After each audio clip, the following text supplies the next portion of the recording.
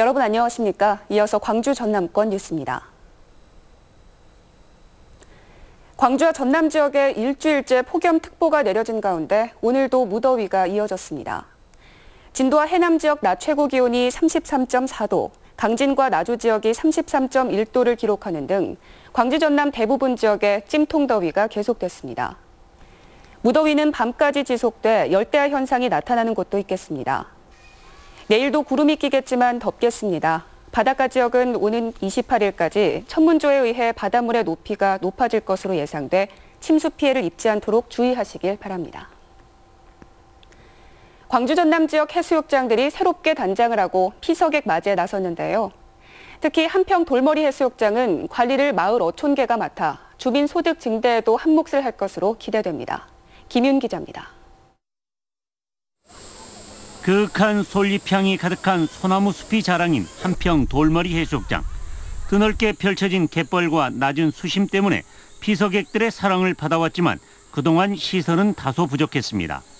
하지만 2년 전 동안의 공사 끝에 한평 돌머리 해수욕장이 확 달라졌습니다. 바다 위로 갯벌 탐방로가 만들어져 물이 빠지면 갯벌 위를 산책할 수 있고 해변 곁에도 탐방로가 개설됐습니다. 35년 전 돌로 쌓아 바닷물을 가뒀던 해수풀장은 콘크리트 제방으로 바뀌었고 매일 바닷물을 환수하고 있습니다. 또한 어린이들을 위한 전용 물놀이장도 갖춰 가족 단위 피서객들을 불러 모으고 있습니다. 공기도 좋고요. 물놀이 시설도 너무 좋고요. 아이들이 안전하게 놀 수 있어서 너무 좋은 것 같아요. 한평군이 지난 2015년부터 모두 85억 원을 들여 개선한 것으로 다음 달부터는 오토 캠핑장도 운영됩니다. 이 같은 시설의 관리와 운영은 모두 마을 어촌계에 맡겨 주민들의 소득 향상도 기대되고 있습니다. 행정에서 이렇게 많은 돈을 들여서 지원을 해줬으니까 마을 주민들이 혼연일체가 되어서 아주 오신 손님들 다시 찾을 수 있게끔. 새롭게 개선된 한평 돌머리 해수욕장에서는 다음 달 5일과 15일 풍등 날리기와 장어 잡기 등 다채로운 행사가 이어집니다. MBC 뉴스 김윤입니다. 본격적인 여름이 시작되면서 토종 생태계를 잠식하는 외래 식물들이 무섭게 퍼져나가고 있습니다. 가을이 오기 전에 제거해야만 더 큰 번식을 막을 수 있다고 하는데요. 이미지 뉴스 리포터입니다. 도심 속 시민들의 산책길로 자리 잡은 광주천. 강가 옆으로 담쟁이 덩쿨 비슷한 넝쿨 식물이 보입니다.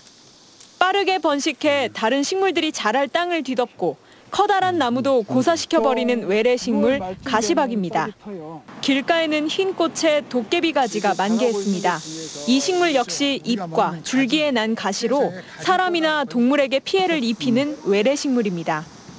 사람 피부에 닿게 되면은 피부가 씻겨서 거기 약간의 독성 비슷하게 생겨서 오돌토돌하게 부어 올라와요.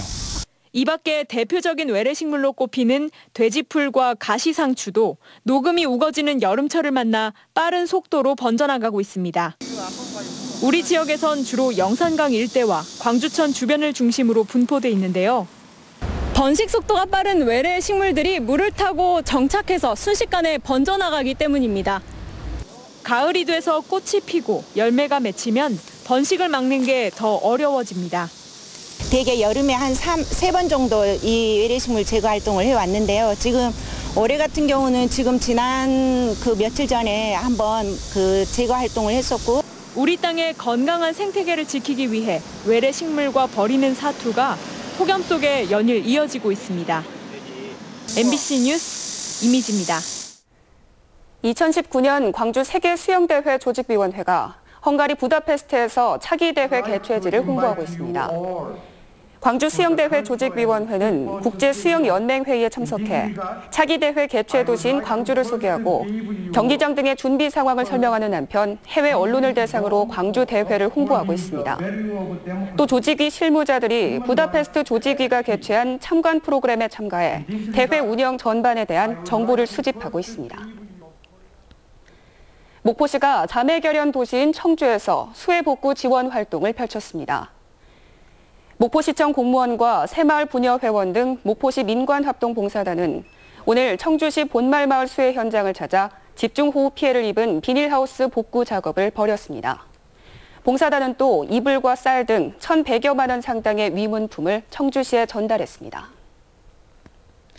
아파트에 작은 도서관들이 잇따라 들어서고 있습니다.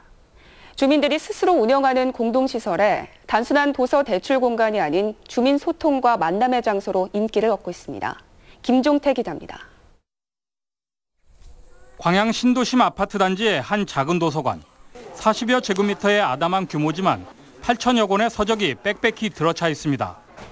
아파트 주민들이 가져온 책부터 독지가들의 기부를 통해 도서관은 항상 다양한 분야의 서적들로 가득합니다. 작은 도서관에 대한 주민들의 애정은 그 어느 도서관도 부럽지 않습니다. 평일인데도 방과 후 학생들이 책을 읽고 공부하는 공간으로 하루 이용자만 40여 명이 넘습니다. 여름에 시원하고 공부도 많이 할 수 있고 읽을 책도 많아서 자주 찾아요. 도서관 관리부터 운영 등 모든 업무는 주민 스스로 도맡아 하고 있습니다. 그러다 보니 작은 도서관은 주민들이 여가 생활을 즐기며 대화와 소통 시간을 갖는 사랑방 역할까지 톡톡히 해내고 있습니다. 아이들이 책을 보러 오는 그런 공간에 국한되지 않고 우리 주민들 간의 대화와 소통의 장이 이루어지는 곳으로 우리 아파트에서는 꼭 필요한 공간인 것 같습니다. 광양읍의 또 다른 작은 도서관은 학생들을 대상으로 체험활동 프로그램을 운영하고 있습니다. 선생님의 재능 기부로 12주 과정의 색종이 접기에 학생들은 시간 가는 줄 모릅니다. 아파트 작은 도서관은 주민들이 편하고 쉽게 접근할 수 있는 공간이라는 점이 대형 도서관과의 차이점입니다. 도서구입 지원 사업뿐만이 아니고 프로그램 운영 지원 사업도 같이 병행해서 함으로써 도서관 활성화를 위해서 많은 노력을 하고 있습니다. 광양 지역 아파트 단지를 포함해 주택가 주변에 들어선 작은 도서관만 모두 18곳.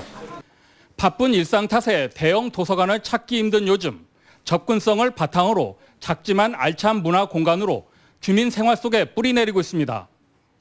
MBC 뉴스 김종태입니다. 여수 사도 일원의 불법 개발 행위와 관련해 지자체가 고발 조치에 나섰습니다.